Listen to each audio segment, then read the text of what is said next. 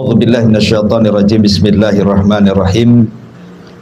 Afala yanzuruna ilal ibili kaifa khuliqat. Maka tidaklah mereka memperhatikan bagaimana unta diciptakan. Malam ini satu ayat saja ya, karena pembahasannya panjang seputar unta ini.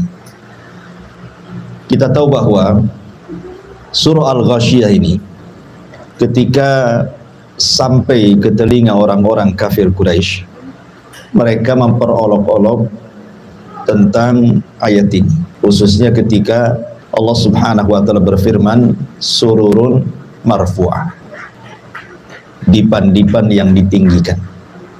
Sebagian ahli tafsir mengatakan bahwa dipan ahli sorga itu sangat tinggi, sehingga orang-orang musyrik Arab mereka mengolok-olok tentang dipan sorga. Kalau dipan-dipan sorga itu tinggi, macam mana kita bisa naik ke atas dipan itu?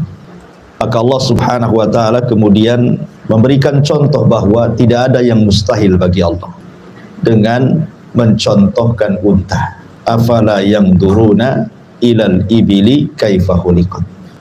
Tidakkah mereka memperhatikan bagaimana unta diciptakan? Unta ini kalau mau ditunggangi maka pasti dia yabur, pasti dia duduk, karena nggak mungkin orang naik ke atas unta kecuali unta duduk, baru naik, baru dia berdiri. Artinya kalau unta saja yang jelas-jelas makhluk yang ada di bumi dan kita bisa melihatnya, dia saja bisa duduk supaya kita bisa menungganginya, apalagi dipan-dipan sorga. Tentu bukan kita naik ke dipan itu, tapi dipannya yang kemudian merendah baru kita naik, gitu maksudnya. Jadi Allah Subhanahu wa taala ingin membantah logika orang-orang Quraisy dengan permisalan unta. Banyak pembahasan yang kita akan bahas seputar unta ini, karena unta ini masuk dalam binatang yang merupakan keajaiban dunia. Dia adalah tanda-tanda kuasa Allah yang tidak ada pada binatang yang lain. Ma'asyiral muslimin yang dimuliakan Allah Subhanahu wa taala, sebelum kita bahas panjang lebar seputar unta ini, kita akan membahas beberapa hikmah dulu kenapa Allah Subhanahu wa taala menciptakan binatang. Kita tahu bahwa penciptaan binatang dibandingkan manusia lebih dulu binatang, dan itu berdasarkan hadis yang dikeluarkan oleh Imam An-Nasai dan juga disahihkan oleh Syekh Nasiruddin Al-Albani rahimahullahu taala dari hadis Abi Hurairah radhiyallahu an, innallaha khalaqas samawati wal ardi wa ma bainahuma fi sittati ayyamin thumma istawa 'alal 'arsy yauma as-sabi wa khalaqat turbah wa khalaqat turbata yaumas sabti wal jibala yaumal ahadi wasyajara yaumal itsnaini wasyarra yaumal tsulatsa wan nura yaumal arbi'ah wad dawab yaumal khamis wa adam yaumal jum'ati fi akhir sa'atin minan nahar ba'dal asri. Khalaqahu min adimil ardi bi ahmariha wa aswadiha wa tayyibiha wa khabithiha. Min ajli dhalik ja'alallahu min adam at-tayyib wal khabith. Kata Nabi SAW, ketika Allah menciptakan langit dan bumi dan makhluk di antara keduanya itu dalam tempo 6 hari. Kemudian Allah pun naik ke atas arsy-Nya pada hari ketujuhnya. Allah Subhanahu wa taala menciptakan tanah di hari Sabtu, kemudian menciptakan gunung di hari Ahad, kemudian menciptakan segala pepohonan di hari Senin, kemudian menciptakan keburukan di hari Selasa, kemudian menciptakan cahaya di hari Rabu, dan menciptakan binatang di hari Kamis, dan menciptakan Adam di hari Jumat. Kapan? Setelah asar, antara asar ke malam. Allah menciptakan Adam dari adimil ardi, permukaan bumi, tanah yang ada di permukaan bumi dengan tanah merahnya, tanah hitamnya, tanah baiknya, tanah tidak baiknya. Sebab itulah keturunannya mengikuti sifat-sifat tanah. Di sini Rasul sallallahu alaihi wasallam mengatakan Allah menciptakan binatang di hari Kamis dan menciptakan Adam di hari Jumat, menunjukkan bahwa binatang lebih dulu diciptakan dibandingkan manusia. Ma'asyiral muslimin yang dimuliakan Allah Subhanahu wa taala. Adapun hikmahnya kenapa Allah menciptakan binatang? Saya sebutkan beberapa ayat dalam Al-Qur'an. Pertama surah An-Nahl. Allah Subhanahu wa taala berfirman dalam surah An-Nahl ayat 6 sampai 8. Allah mengatakan wal an'am khalaqaha lakum fiha dif'un wa manafi'un wa minha ta'kulun. Dia telah menciptakan hewan ternak untuk kalian. Pada hewan ternak itu ada bulu yang akan menghangatkan dan berbagai manfaat serta sebagian dagingnya kamu makan. Artinya bulu-bulu binatang kalau zaman dulu bahkan sampai hari ini pun masih dibuat baju, jaket gitu ya untuk menghangatkan, dan dagingnya juga bisa dimakan. Walakum fiha jamalun hina turihuna wa hina tasrahun. Kamu memperoleh keindahan padanya ketika kamu membawanya ke tempat istirahatnya dan ketika melepaskannya. Artinya ada sebagian binatang itu yang dinikmati keindahannya. Seperti orang kenapa memelihara burung kan? Kadang-kadang dinikmati keindahannya saja, entah warnanya, entah suaranya, dan begitu seterusnya. Walakum fiha jamalun wa tahmilu athqalakum ila baladin lam takunu balighin illa bisyikil anfus inna rabbakum laraufur rahim. Ia mengangkut beban-bebanmu ke sebuah negeri yang kamu tidak sanggup mencapainya kecuali dengan susah payah. Sesungguhnya Tuhanmu Maha Pengasih lagi Maha Penyayang. Karena di zaman dulu kan belum ada mobil, belum ada kereta, belum ada kargo. Ya mereka mengangkut barang di atas binatang, di atas unta, di atas bigol, di atas keledai, dan begitu seterusnya gitu. Wal khayla wal bighala wal hamira litarkabuha wa zina wa yakhluqu ma la ta'lamun. Dan dia telah menciptakan kuda, bagal ataupun keledai untuk kalian tunggangi. Jadi hikmahnya adalah bisa kita tunggangi gitu ya. Karena zaman itu kendaraannya pakai binatang yang kamu tidak sanggup mencapai dan menjadi perhiasan. Dan Allah menciptakan apa yang kamu ketahui. Artinya boleh jadi mungkin di bawah bumi ini, di setiap lapisan ada makhluk yang kita tidak tahu Allah ciptakan. Karena Allah mengatakan wa yakhluqu ma la ta'lamun, dan Allah menciptakan hal-hal yang kalian tidak tahu. Boleh jadi di lapisan bumi gitu ya, ada hewan-hewan yang kita tidak tahu, yang Allah Subhanahu wa taala ciptakan. Kemudian juga dalam surah An-Nahl ayat 14-nya Allah mengatakan wa huwallazi sakharal bahra litakulu minhu lahman tariyan wa tastakhriju minhu hilyatan talbasunaha wa taral fulka muakhira fihi wa litabtagu min fadlihi wa la'allakum tashkurun. Dan dialah yang menundukkan lautan untukmu agar kamu dapat memakan daging yang sedap, maksudnya ikan. Dan dari lautan itu kamu mengeluarkan perhiasan yang kamu pakai, kamu juga melihat perahu berlayar padanya, dan agar kamu mencari sebagian karunia-Nya dan agar kamu bersyukur. Jadi hewan-hewan bukan hanya hewan darat saja, tapi Allah pun ciptakan hewan laut dengan berbagai macam ikan-ikan, dan kita bisa menikmatinya. Ini dalam surah An-Nahl.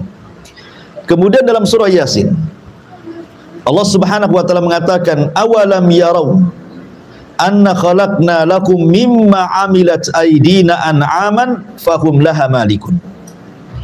Dan tidaklah mereka melihat bahwa kami telah menciptakan hewan ternak untuk mereka, yaitu sebagian dari apa yang telah kami ciptakan dengan kekuasaan kami, lalu mereka menguasainya.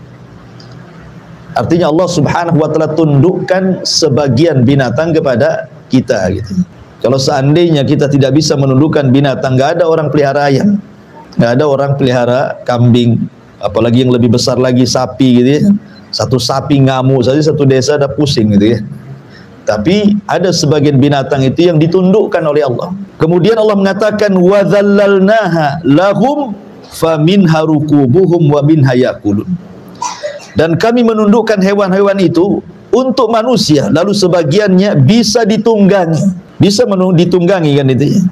Coba kalau hewan itu semuanya buas gitu kan susah kita menunggangi ya. Dan kami ciptakan untuk tunggangan mereka, dan sebagian mereka bisa memakan dari hewan-hewan itu. Kalimat wadzallalnahum, dan kami tundukkan ya. Tidak ada hewan seperti tunduknya unta kepada pemiliknya, ikhwan. Walaupun pemiliknya anak kecil, padahal unta itu kan besar tuh ya. Walaupun masih anak-anak, anggaplah 5 tahun 6 tahun, kalau unta itu tahu dia pemiliknya, maka dia akan tunduk. Duduk, berdiri, jalan-jalan ya. Luar biasa bagaimana Allah tundukkan unta kepada pemiliknya. Walahum fiha manafi'u wa masyaribu afala yashkurun, dan mereka memperoleh bagian manfaat dan minuman dari binatang tersebut, maka mengapa kalian tidak bersyukur? Dan banyak lagi ayat-ayat yang bicara tentang hikmah diciptakan binatang. Kita masuk pada pembahasan soal unta. Al-Imam Al-Qurtubi rahimahullahu ta'ala, Al-Imam Al-Qurtubi rahimahullahu ta'ala, beliau mengatakan al-ibilu ajma' lil manafi min sairil hayawan. Beliau mengatakan bahwa unta itu terkumpul banyak manfaat dibandingkan hewan-hewan yang ada. Kemudian beliau mencontohkan 4 perkara. Hulubatun wa rukubatun wa ukulatun wa hamulatun. Dia mengatakan pertama hulubah, bisa diminum air susunya. Kemudian rukubah, unta itu bisa ditunggangi. Bahkan unta itu bisa diletakkan rumah-rumahan di atasnya ya.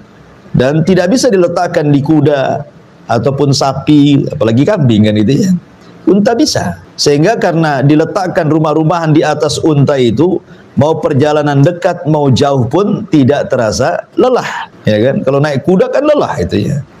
Kalau ada rumah-rumahannya bisa nyandar, bisa tidur, bisa apa kan gitu ya. Jadi itulah nikmatnya unta.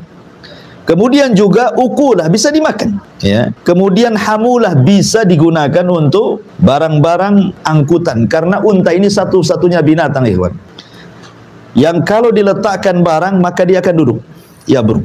Kemudian antum bisa letakkan banyak barang di atasnya ya. Kalau unta memang terlampau berat, artinya over kapasitas, maka dia tahu dia tidak bisa bangun ya. Dia tidak akan bangun tuh. Kalau over kapasitas tuh dia nggak bisa bangun ya. Berarti kalau gitu terlalu berat, bisa dikurangi ya kan. Lah unta ini tuh kan punya kaki dan tangan kuat sekali dia. Walaupun barang-barang numpuk di punggung unta itu, tapi dia bisa bangun. Tidak ada binatang yang bisa diletakkan barang seperti unta duduk dulu baru bangun. Nggak ada ceritanya. Sebutkan binatang apa? Nggak ada ya. Gajah, oke lah gajah duduk dulu dikasih barang berat nggak bisa bangun. Kecuali unta ya kan. Makanya kenapa di sini Allah mengatakan afala yanzuruna ilal ibili kaifa khuliqat. Bagaimana Allah bisa menciptakan binatang sehebat itu ya. Ini kata Imam Al-Qurtubi rahimahullahu ta'ala. Ma'asyiral muslimin yang dimuliakan Allah subhanahu wa ta'ala, sebelum saya lebih lanjut cerita unta, ada pembahasan yang menarik soal unta ini. Di mana unta ini disebutkan dalam beberapa riwayat, seperti riwayat Bara bin Azib radhiyallahu anhu. Nabi SAW pernah ditanya mengenai salat di tempat istirahatnya unta. Apa kata Nabi SAW? La tusallu fi mabarikil ibil fa innaha minasyayatin. Janganlah kalian salat di tempat menderumnya unta, di tempat istirahatnya unta, karena unta itu tercipta dari setan. Dalam riwayat yang lain dari hadis Hamzah bin Amr Al-Aslami radhiyallahu an, beliau berkata bahwa Nabi SAW bersabda, ala dhahri kulli ba'irin syaitan fa idza raqibtumuha fasummullaha azza wajalla. Di setiap punggung unta itu ada setan. Jika kalian menungganginya, sebutlah nama Allah padanya. Kemudian riwayat yang lain Nabi SAW mengatakan dalam hadis Ibnu Majah, fa innaha khuliqat minasyayatin, karena unta itu diciptakan dari setan. Di sini ada polemik ikhwan tentang perselisihan ulama, apakah asal penciptaan unta ini? Karena ada hadis dari Ibnu Majah, fa innaha khuliqat minasyayatin, unta itu diciptakan dari setan. Ya. Di sini jadi polemik para ulama tentang asal penciptaan unta ini. Kalau malaikat asal penciptaannya dari cahaya, nah, itu ya. Kalau jin syaitan jelas dari api. Kalau Nabi Adam dari tanah. Lah unta ini disabdakan Rasul, fa innaha khuliqat minasyayatin, sesungguhnya dia diciptakan dari syaitan. Apakah yang dimaksud unta itu diciptakan dari syaitan? Menurut jumhurul ulama, menurut mayoritas para ulama, diantaranya pendapat Imam Syafi'i dalam kitab Al-Um, ya, mengatakan bahwa asal penciptaan unta itu dari api. Sebagaimana jin asal penciptaannya dari api, maka unta pun sama. Maksudnya asal penciptaannya, ya, seperti Adam asal penciptaannya dari tanah, tapi kan anak turunannya bukan dari tanah kan itu ya. Kita bicara asal penciptaan. Ya. Lah di sini Imam Syafi'i rahimahullahu taala mengatakan dalam kitab Al-Um, berdalil dengan hadis dari Abdullah ibn Mughaffal dari Nabi sallallahu alaihi wasallam, "Idza adraktumus salata wa antum fi murahil ghanami fasallu fiha." Kalau kalian mendapati salat, kemudian kalian salat di tempat istirahatnya kambing, salatlah di situ. Fa innaha sakinah wa barakah, karena tempat kambing itu tenang dan ada berkahnya. Wa idza adraktumus salata wa antum fi a'tanil ibili fakhruju minha fasallu fa innaha jinnun min jinnin khuliqat. Kalau kalian datang waktu salat dan kalian sedang di tempat istirahatnya unta, maka keluar dari situ, jangan salat di situ. Fa innaha jinnun, karena sesungguhnya unta itu adalah jin dari jin yang diciptakan. Ala tarawnaha idza nafarat, karena kalau seandainya engkau melihat, dikhawatirkan dia akan menyerang kamu. Ya. Dari hadis ini Imam Syafi'i rahimahullah telah berpendapat, dan ini pendapat mayoritas ulama, mengatakan bahwa asal penciptaan unta itu dari syaitan. Asal penciptaan unta itu dari syaitan. Terjadi silang pendapat, maksudnya dari syaitan itu apa? Ada yang mengatakan bahwa innaha khuliqat min jinsin khuliqat minhu syayatin. Jadi dia diciptakan dari satu jenis yang diciptakan padanya setan. Ada juga yang mengatakan bahwa tidak, dia adalah perkawinan dari binatang, jenis binatang yang ada di tengah-tengah manusia dan binatang dari kalangan jin, kawin. Ya.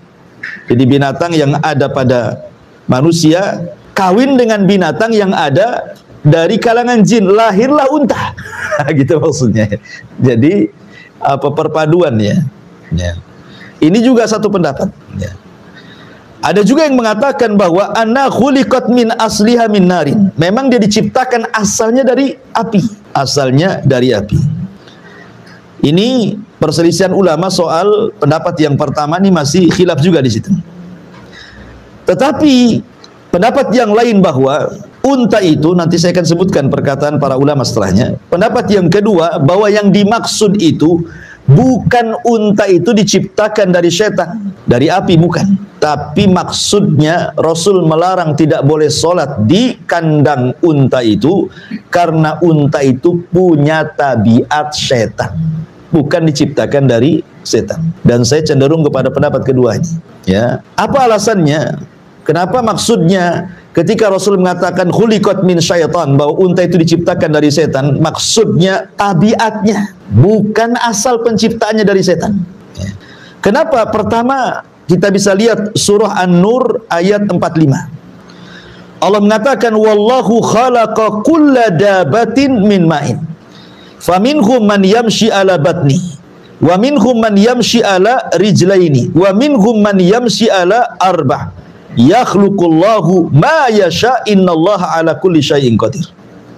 Dan Allah menciptakan segala sesuatu jenis binatang itu dari air. Maksudnya air di sini Menurut ahli tafsir maksudnya air sperma, sama dengan manusia, ya kan? Dari sperma kan itu. Maka di antara binatang itu ada yang berjalan dengan perutnya seperti cacing, ular gitu kan, itu kan berjalan dengan perutnya. Ada binatang itu yang berjalan dengan kedua kakinya seperti ayam, entok, soang gitu ya. Dan ada juga berjalan dengan 4 kaki, kambing, sapi, unta dan begitu seterusnya. Allah menciptakan sesuai kehendaknya dan Allah atas segala sesuatu maha mampu. Artinya bahwa keumuman surah An-Nur 45 menunjukkan bahwa semua binatang termasuk unta, karena unta masuk dalam kalimat dabah, berarti dia diciptakan dari air, bukan dari api. Ini keumuman firman Allah surah Nur ayat 45. Kemudian juga surah Al-Anbiya 30 secara umum Allah mengatakan wa ja'alna minal ma' kulla syai'in hayyin, dan kami jadikan dari air segala sesuatu hidup termasuk juga unta. Ini alasan yang pertama. Alasan yang kedua, tidak ada ceritanya unta melahirkan setan atau setan melahirkan unta. Kan itu ya. Ada mana ada setan melahirkan unta atau unta melahirkan setan? Ya. Kemudian yang ketiga, Nabi SAW pernah sholat di atas unta. Kalau unta tercipta dari setan, masa Nabi sholat di atas setan? Kan itu ya? Ya. Bahkan menjadikan unta sebagai sutroh dia. Masa kemudian setan jadi sutroh, penghalang ketika dia sholat? Dan itu disebutkan dalam beberapa riwayat. Contohnya adalah riwayat dari Abdullah ibn Umar radhiyallahu anhuma. Apa kata Abdullah ibn Umar radhiyallahu anhuma? Dia mengatakan bahwa dia pernah sholat di atas unta. Kemudian ditanya, maka kata Abdullah ibn Umar radhiyallahu anhuma, ra'aitun nabiyya sallallahu alaihi wasallam yaf'aluh, karena aku pernah melihat Rasul pun melakukan hal yang sama. Maksudnya sholat di atas unta. Kalau unta dari setan ya tidak mungkin lah, masa Rasul sholat di atas setan kan itu ya. Kemudian juga hadis Nabi menjadikan dia sutra. Dalam hadis Abdullah ibn Umar juga, anna nabiyya sallallahu alaihi wasallam shalla ila ba'irihi, Nabi SAW sholat menghadap untanya. Jadi untanya dijadikan sutrah bagi dia. Ya. Ikhwan, kan ada hadis yang mengatakan apabila salah seorang lewat di depan orang sholat, apa kata Rasulullah? Faliyadfa'hu, kan itu ya. Suruh untuk dihindar, ditahan. Ya kan? Kalau dia maksa, falyuqatilhu, perangi dia. Kenapa? Fa'innahu syaitan. Karena dia adalah setan, kan itu ya. Kalau memang unta itu tercipta dari setan, tentu Rasul akan mengusirnya. Orang yang lewat saja oleh Nabi ditolak kan? Jangan sampai lewat, karena dianggap setan. Loh, kalau unta itu tercipta dari setan, kenapa oleh Rasul jadikan sutra? Kan itu ya. Nah, ini juga bantahan bahwa maksudnya di sini bukan tercipta dari setan, tetapi maksudnya tabiatnya tabiat syaitan. Nanti saya akan ceritakan seperti apa tabiat setan itu. Kemudian juga Nabi SAW pernah khutbah di atas unta. Khutbah di atas unta dia. Ketika Nabi SAW hajjatul wada, haji wada. Ketika itu Nabi SAW duduk di atas untanya, kemudian sahabat memegang tali kekangnya unta. Kemudian Nabi SAW bersabda tentang, tahukah kamu apa hari ini, apa bulan ini, apa negeri ini? Sahabat mengatakan jangan-jangan Rasul mau mengganti hari, tempat dan bulan. Kemudian Rasul mengatakan, bukankah ini hari Jumat? Bukankah ini hari Arafah? Bukankah ini bulan Dzulhijjah? Bukankah ini negeri haram?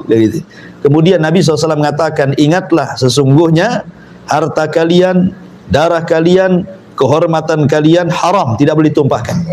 Seperti haramnya hari ini, bulan ini, negeri ini, kata Rasul. Artinya Rasul khutbah di atas unta. Kalau memang unta tercipta dari syaitan, ngapain Rasul menunggangi syaitan kan itu ya? Ya. Kemudian yang nomor 5 alasannya, unta bisa dimakan. Bahkan faedahnya nanti saya akan sebutkan macam-macam unta itu faedahnya. Artinya unta bisa dimakan.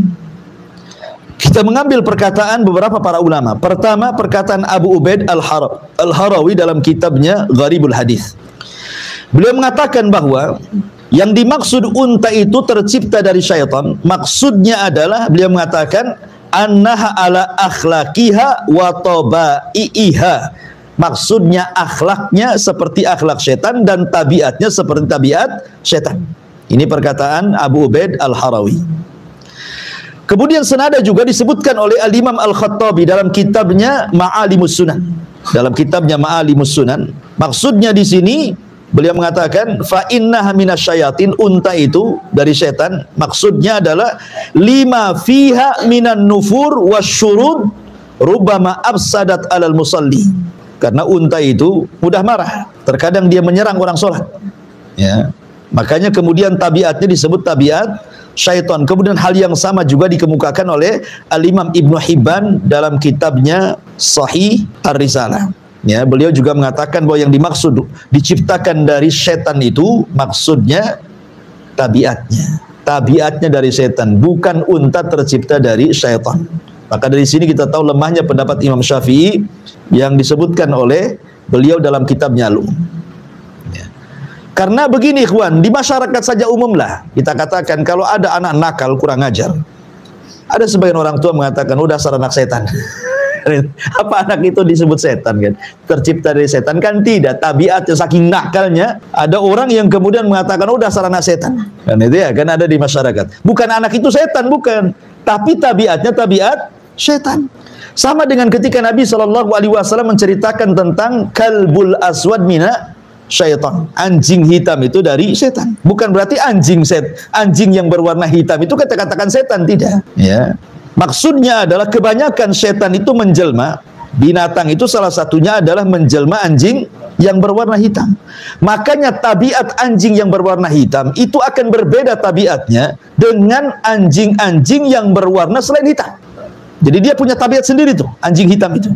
Karena setan itu paling banyak menyerupai itu dengan anjing hitam. Jadi maksudnya tabiatnya ya akan berbeda dengan warna-warna anjing selain anjing hitam. Jadi intinya bahwa ya pendapat yang mengatakan bahwa unta tercipta dari syaitan, dari jin itu tidak benar. Tapi yang benar artinya bahwa unta itu memiliki tabiat syaitan. Saya contohkan beberapa kasus. Ya. Ada seorang saya bercerita, unta ini tabiatnya adalah hikd. Hikdun itu artinya orangnya pendendam, ya, pendengki. Itulah unta. Makanya orang Arab kalau ada orang yang suka pendendam dan dengki, maka akan disebutkan kamu itu lebih dengki dibandingkan unta. Jadi orang Arab itu suka ngomong gitu. Ya, kalau ada orang suka pendendam, suka pendengki, maka orang Arab akan mengatakan dendammu, dengkimu itu lebih parah dibandingkan dengkinya unta. Seperti itu mereka mengatakan. Ya, karena memang unta seperti itu. Jadi ada seorang syekh bercerita. Jadi ada kasus di pasar unta tuh di Arab Saudi sana. Ya. Jadi ada orang yang kemudian menyakiti anak unta, disembelih anak unta itu dan ketahuan oleh orang tuanya, oleh bapak atau ibunya unta tuh. Kemudian unta ini punya ingatan kuat, ikhwan. Dia bisa menghafal siapa yang menyakitinya. Unta itu satu-satunya binatang punya hafalan kuat. Walaupun antum nggak ketemu 5-10 tahun, tetap dia masih tahu siapa antum. Kalau pernah menyakiti dia. Ya. Jadi ketika anaknya disembelih itu di depan induknya, jadi oleh induknya itu diikuti tuh kemana orang itu. Jadi ketika sudah tahu tempatnya, tidak langsung diserang. Subhanallah ya, punya taktik juga unta ini. Ya. Dia nunggu malam hari. Ya. Dia nunggu malam hari, nunggu dia tidur. Ketika dia tidur di dalam tendanya itu langsung disamperi, kemudian ditunjang sama unta itu sampai mati. Coba bayangkan, itulah unta. Ya, unta itu pendendam dia, pendengki. Kalau dia disakiti maka dia tidak akan lupa kepada orang yang menyakitinya. Bukan hanya itu saja, dia pun pencemburu. Unta itu cemburu berat. Sampai-sampai dijelaskan atau ada yang seorang syekh menceritakan di kampung Tabuk ya ceritanya.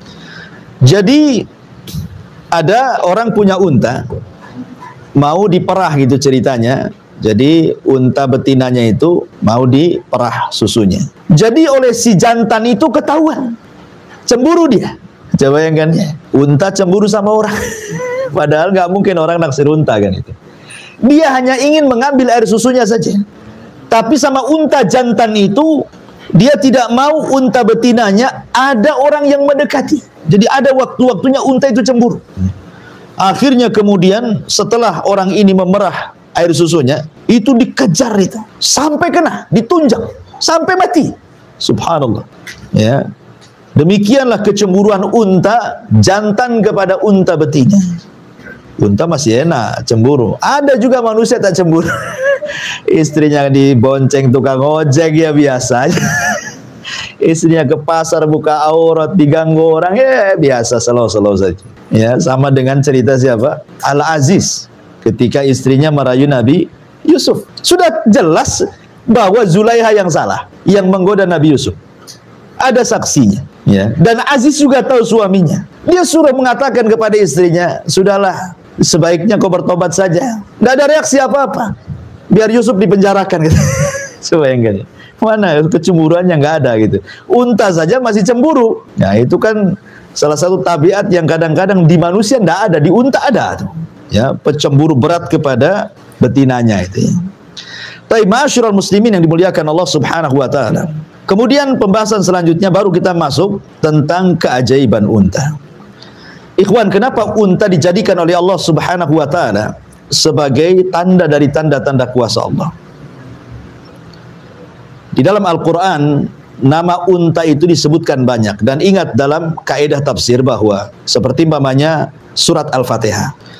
Surat Al-Fatihah itu kan banyak namanya. Ya, disebut Asy-Syifa, disebut Ummul Kitab, ya kan? Disebut Ummul Quran, macam-macam lah. Al-Fatihah itu namanya banyak. Kenapa banyak nama? Ketika satu surat banyak nama, berarti surat itu sangat agung.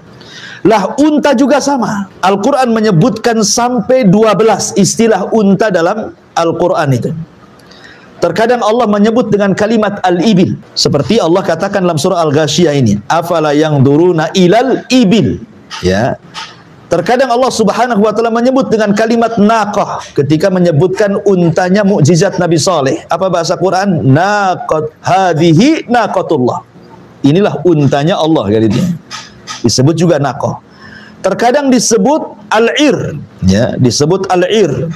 Terkadang disebut al-budn. Seperti Allah mengatakan wal budnah, kan itu ya.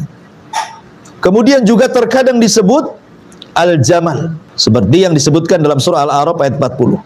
Kemudian juga terkadang disebut apa namanya al-him, seperti yang disebutkan dalam surah Al-Waqiah ayat 55. Kemudian terkadang juga disebut al-ba'ir. Al-ba'ir ya ma'ruf, ba'ir gitu. Kemudian juga terkadang disebut al-an'am, sebagaimana disebut surah An-Nahl. Kemudian bahirah, terkadang disebut sa'ibah, terkadang disebut hamah. 4 istilah ini terkandung dalam surah Al-Maidah ayat 103. Jadi banyaknya nama tentang istilah unta menunjukkan unta ini bukan binatang biasa, saking banyak namanya dalam Quran itu. Ya, karena memang Allah akan sebagaimana ayat yang kita bahas, afala yanzuruna ilal ibila kaifa khuliqat. Makanya Nabi SAW terkadang, karena unta ini memang satu, dia memang harta yang paling berharga bagi orang Arab itu adalah unta. Ya, harta yang paling berharga bagi orang Arab kala itu adalah unta. Unta itu dijadikan diat, bayar diat. Kalau ada orang yang dibunuh, kemudian tidak kisos, bayar diat, berapa ekor unta? 100 ekor unta. Kan itu ya. Kemudian mahar, seperti maharnya Rasul kepada Khadijah, pakai unta. Ya kan? Kemudian juga, bukan hanya itu saja, Nabi SAW mengistilahkan bahwa unta itu adalah kendaraan yang paling diagungkan oleh orang Arab. Sampai ketika Rasul mengatakan kepada Ali radhiyallahu an, ya Ali, la an yahdiyakallahu rajulan wahidan bika khairun laka min humrin. Naam, wahai Ali, kalau satu orang dapat hidayah lantaran lisanmu, itu lebih baik daripada unta merah. Ya. Kenapa Rasul mengistilahkan unta merah? Karena unta merah adalah unta yang paling disukai orang Arab, yang paling mahal. Ya, mungkin kalau sekarang ini CR-V yang terbaru gitu ya. Karena zaman itu belum ada mobil kan ya. Ya unta lah ada kelas-kelasnya. Ya unta merah itu kelas paling tinggi kendaraan di zaman itu. Bahkan Nabi SAW terkadang menjadikan pahala itu selalu dikait-kaitkan dengan unta. Contoh umpamanya, Nabi mengatakan, afala yaghdu ahadukum ilal masjid faya'lamu aw yaqra ayataini min kitabillah khairun lahu min naqataini. Kata Rasulullah, tidakkah engkau penyengaja datang ke masjid kemudian membaca 2 ayat saja, itu lebih baik daripada engkau punya 2 ekor unta. Bagaimana kalau 3 ayat lebih baik daripada 3 ekor unta? Bagaimana kalau 4 ayat lebih baik daripada 4 ekor unta? Dan bagaimana kalau banyak ayat jadi hitung dengan untanya? Ya, sampai Rasul mengistilahkan pahala saja dibanding-bandingkan dengan unta kan itu. Atau Nabi SAW ketika bicara tentang orang yang masuk sholat Jumat, ya kan? Apa kata Nabi SAW? Manigtasala yaumal jum'ah ghaslal janabah. Siapa yang mandi di hari Jumat seperti mandi junub. Ada yang mengatakan mandi Jumat itu wajib, ada yang mengatakan sunnah. Ya, Syekh Utsaimin mengatakan wajib. Bahkan Syekh Utsaimin mengatakan aku tidak pernah meninggalkan seumur hidupku mandi wajib Jumat. Ya. Kemudian Rasul mengatakan summa raha, kemudian dia ke masjid dan dia dapat sop pertama. Apa kata Rasulullah? Faka'annama qarraba badanatan. Seolah-olah dia berkorban dengan unta. Sop pertama ketika sholat Jumat, seolah-olah Anda berkorban dengan seekor unta. Sop kedua, seolah-olah berkorban dengan seekor sapi betina. Sop ketiga, seolah-olah berkorban dengan seekor kambing. Kemudian sop keempat, seolah-olah berkorban dengan ayam. Sop kelima seolah-olah berkorban dengan telur ayam. Sop keenam, ketujuh tai ayam semuanya. Sudah nggak ada lagi kan?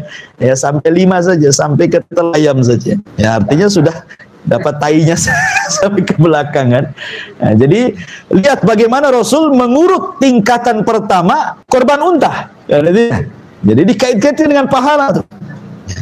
Kemudian juga contoh yang lain umpamanya Nabi SAW mengatakan la tasubul ibila, jangan kalian tak unta.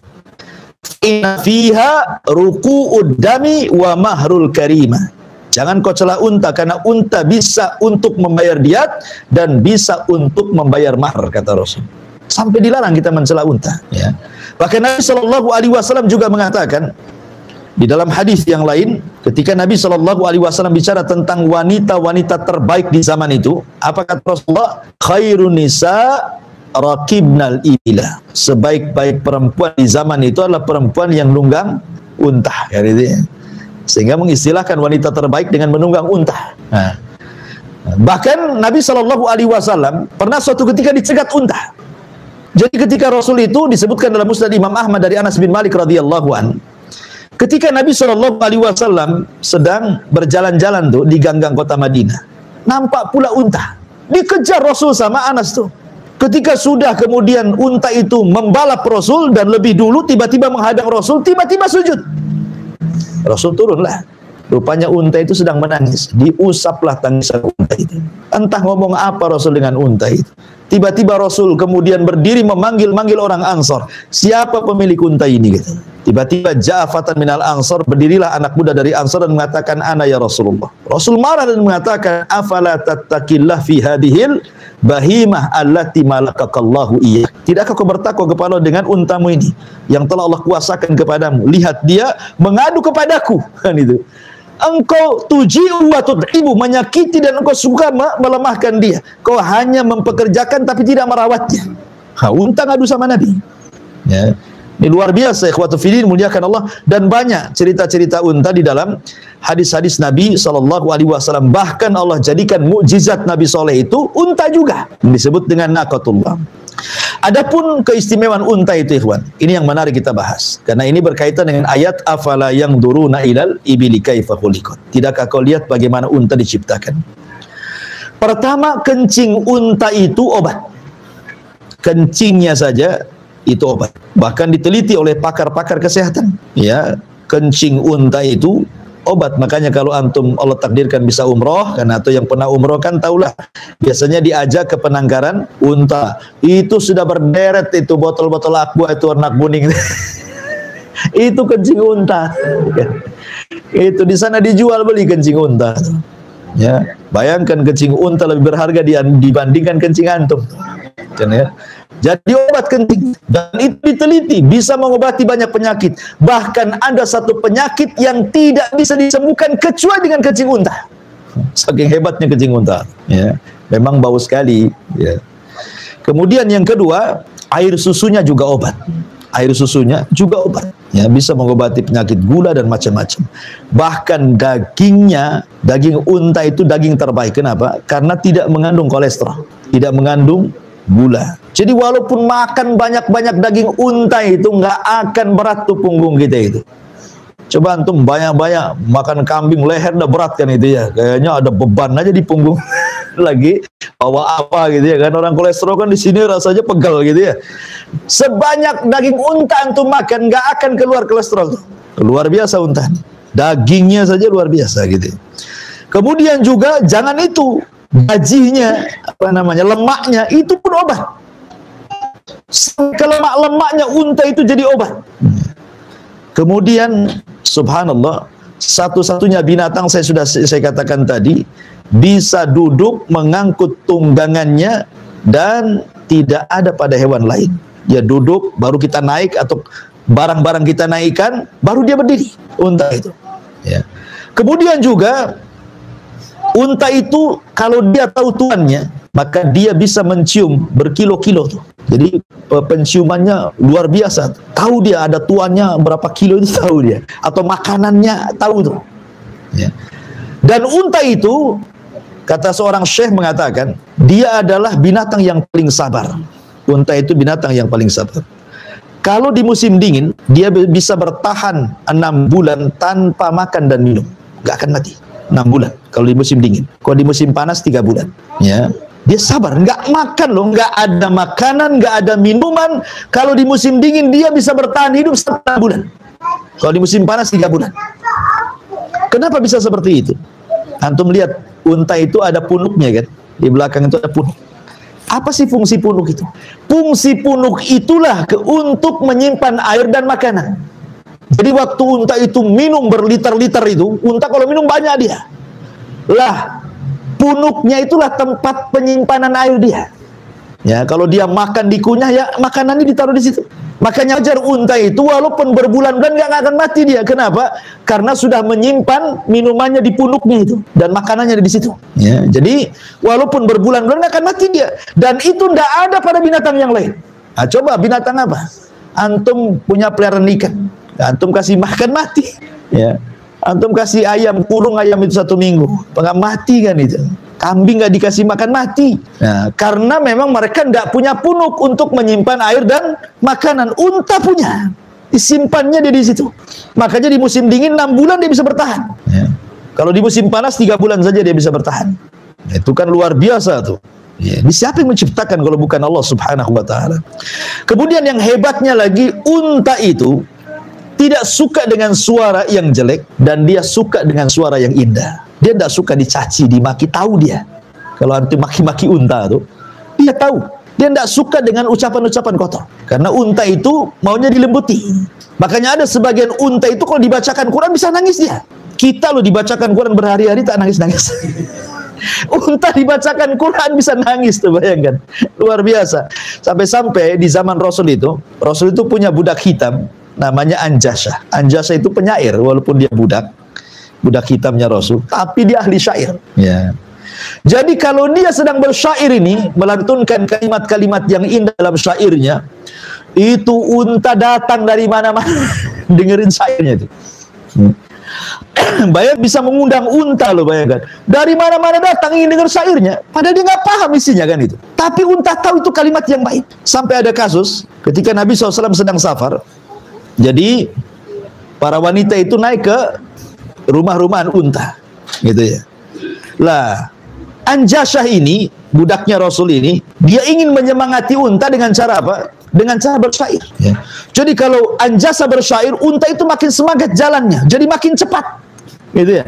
Makanya Nabi SAW disebutkan dalam Bukhari dari Anas bin Malik radhiyallahu an, apa kata Nabi SAW kepada Anjasah itu? Ruwaidaka ya Anjasah, ya saukaka bil qawarir, katanya. Wahai Anjasah, katanya Nabi SAW, pelan-pelan karena kamu sedang membawa para wanita. Takut jatuh kan itu ya. Maksudnya jangan terlampau semangat bersyair. Jadi untanya pun ikut semangat gitu maksudnya ya. Jadi dia terburu-buru jalannya. Ya kata Rasulullah pelan. Ya. Yang nunggang itu perempuan katanya. Ya, bagaimana unta itu dia suka dengan kalimat-kalimat yang baik. Kemudian juga unta ini ikhwatu fiddin muliakan Allah Subhanahu wa Ta'ala. Dia bisa bertahan hidup di cuaca yang sangat dingin, bahkan di cuaca yang sangat panas sekalipun.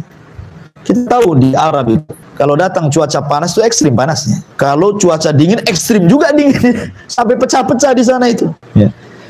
Unta bisa bertahan loh di dua cuaca, baik cuaca panas ataupun cuaca dingin. Kenapa? Karena kulit unta itu tebal dan dia berbulu. Ya, subhanallah.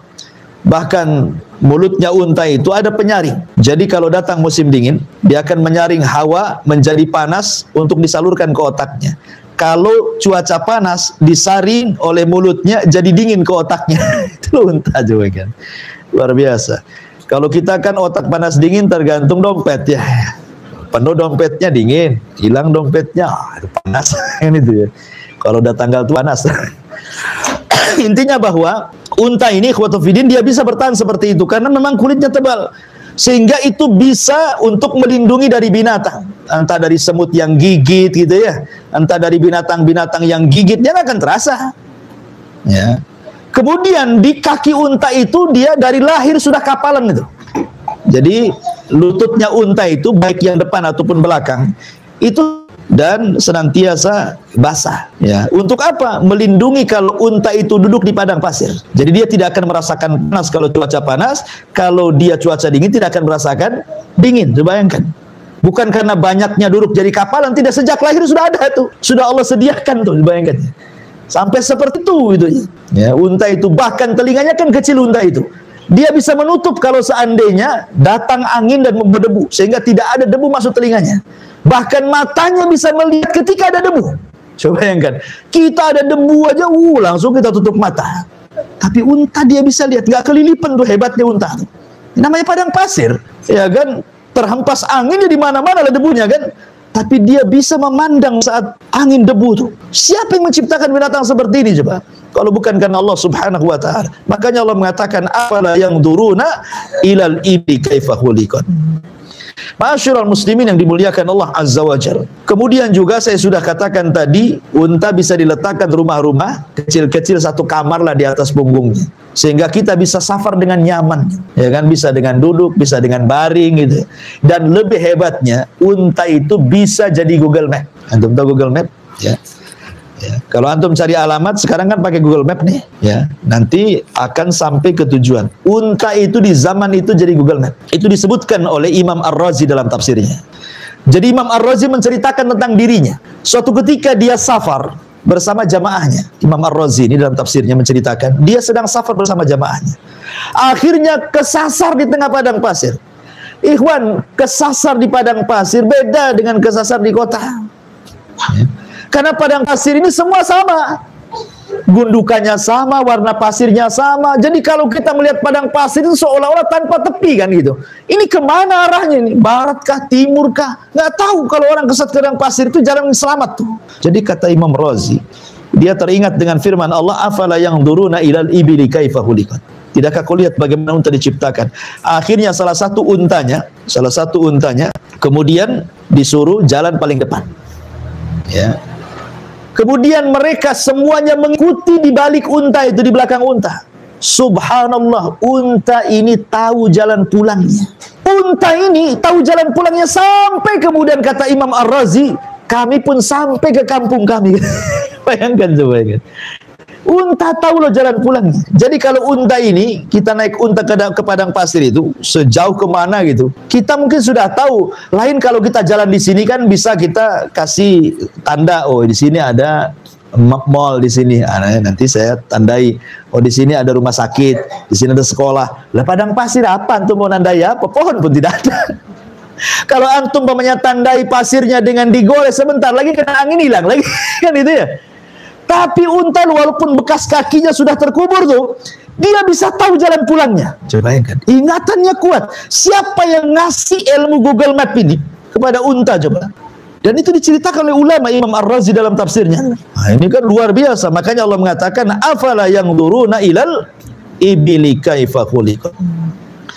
Asyraful muslimin yang dimuliakan Allah Subhanahu wa taala. Kemudian juga saya sudah katakan tadi, dia mampu bertahan hidup berbulan-bulan. Kuat ingatannya. Ingat, kalau ada yang menyakiti dia, jangan sampai lolos tuh. Gak akan lolos dia. Ya. Dia akan ingat siapapun yang menyakiti dia. Ingatannya luar biasa. Ya. Kemudian juga bukan hanya itu saja, dia tidak akan melupakan orang yang menyakitinya. Dan dia juga pecemburu, saya sudah katakan tadi. Bahkan disebutkan bahwa unta ini qudratul ibil ala tahammulil ju'i wal atshi. Dia bisa bersabar, menahan lapar, menahan dahaga, bahkan yang lebih mengherankan, air apapun bisa diminumnya. Mau air lautan bisa diminumnya, dan ada penyaringnya di mulutnya. Mau air yang rasanya pahit sekalipun diminum dia, ya. Apalagi air tawar. Tidak semua binatang itu bisa sembarang kasih minum kan itu ya. Coba antum punya peliharaan kucing, kasih jamu, nggak mau dia. Apalagi di situ ada pahit-pahit, dilepehkan sama kucing. Ya. Tapi unta itu mau air asin diminum dia, mau air tawar, mau air pahit diminum dia. Subhanallah. Kenapa bibir unta itu agak ke depan? Gigi unta itu tak banyak di depan itu, tapi bibirnya agak ke depan, karena itu unta bisa memakan daun-daunan, bahkan ranting-ranting yang berduri sekalipun dia bisa makan. Hebat coba. Ya. Bayangkan ranting berduri bisa dia makan. Bidara itu penuh duri itu rantingnya. Dimakan dia nyantai aja, nggak ada yang nubles sana nubles sini. Saya bayangkan. Mulutnya itu semana dia bisa loh makan ranting yang banyak durinya itu. Ya nggak tersakiti itu. Luar biasa. Kita aja makan ikan tongkol gitu yang banyak banyak durinya gitu ya. Satu aja nusuk. Wah, itu udah luar biasa. Antum ngepal nasi itu ya, supaya ditelan betul-betul itu. Jadi unta itu sampai seperti itu Allah Subhanahu wa taala beri kuasa gitu. Ma'asyiral muslimin yang dimuliakan Allah Subhanahu wa taala. Bahkan disebutkan kaki unta ini kan dia dua gitu ya, kan jeber gitu ya. Artinya dia bisa berjalan di padang pasir. Kalau manusia ini kadang-kadang pasir itu nembus dia. Kalau pasirnya agak lembek kan belebes bahasa kitanya ya. Tapi unta tidak. Hebat dia. Ya, bayangkan. Kemudian kalau dia berjalan tuh, perhatikan coba di YouTube tuh. Ya. Dia berjalan, kalau kaki depannya yang kanan maju, maka kaki kirinya juga maju. Kaki kanannya sama-sama kanannya maju. Ini juga sama-sama kirinya maju. Nah, gitu dia. Jadi bukan silang-silang, tidak. Yang depannya yang kiri maju, yang belakang juga yang kirinya maju. Nah, modelnya bersamaan gitu unta itu ya kan. Kenapa? Untuk keseimbangan jalan tuh. Luar biasa unta ini. Ya, jadi memang Allah Subhanahu wa taala berikan kelebihan kepada unta. Makanya Allah Subhanahu wa taala mengatakan di sini, afala yanzuruna ilal ibili kaifa khuliqat. Ya. Ma'asyiral muslimin yang dimuliakan Allah Subhanahu wa taala, ini diantara kehebatan unta. Lah ketika Allah Subhanahu wa taala mengatakan afala yanzuruna ilal ibili kaifa khuliqat, seolah Allah Subhanahu wa taala ingin katakan, siapa yang menciptakan hewan sehebat ini ya, yang tidak ada pada hewan yang lain. Dan Allah Subhanahu wa taala contohkan unta dan tidak mencontohkan hewan-hewan yang lain. Karena saya katakan tadi, banyak sekali manfaat pada unta. Salah satunya adalah dari segi kesehatan. Karena orang-orang Arab itu sampai hari ini, orang-orang kayanya sekalipun, orang-orang Arab itu, mereka suka, kalau bahasa kitanya mungkin pelesiran atau mungkin ya rekreasi gitu ya, ya wisata, itu mereka suka di padang pasir. Ya, orang-orang Arab itu mereka datang ke padang pasir, nanti buat-buat tenda, nanti main-main sama unta. Begitu orang Arab tuh. Ya, kalau antum kan enggak, kesenangan keluarga antum paling ke mall. Kalau kita kan ke mall, ya ke istri antum senang tuh, ya ke pasar itu senang gitu ya. Kalau orang Arab ke padang pasir dia, ya jadi wisatanya ke padang pasir, main sama unta. Ya, kalau kita kan takut ke padang pasir itu, nyasar nanti di sana. Ya, kita lebih suka ke mall daripada padang pasir ya, karena memang orang Arab itu mereka suka. Makanya Quran itu ketika menyebutkan dua perkara kebiasaan orang Arab itu, pertama apa? Bicara tentang nahl, ya, bicara tentang kurma dan bicara tentang unta. Dua perkara inilah yang selalu disebut dalam Al-Quran. Kalau tidak bicara kurma, bicara unta. Ya, di Arab kan begitu. Makanya orang-orang umroh itu biasanya mereka harus foto selfie dengan unta dulu untuk menunjukkan berusaha sampai di Arab kan gitu ya. Kalau bisa itu naik unta dulu, selfie dengan unta dulu, keinjak unta dulu, baru kemudian Datang fotonya tuh, lihat. Saya sampai di sini. Kalau nggak gitu nggak sampai di sana. Ya. Intinya bahwa memang kebiasaan orang Arab seperti itu, suka dengan unta. Karena memang unta ini juga binatang yang saya katakan binatang ajaib yang tidak ada pada binatang-binatang yang lainnya. Makanya Allah mengatakan afala yang duruna ilal ibili kaifa khuliqat.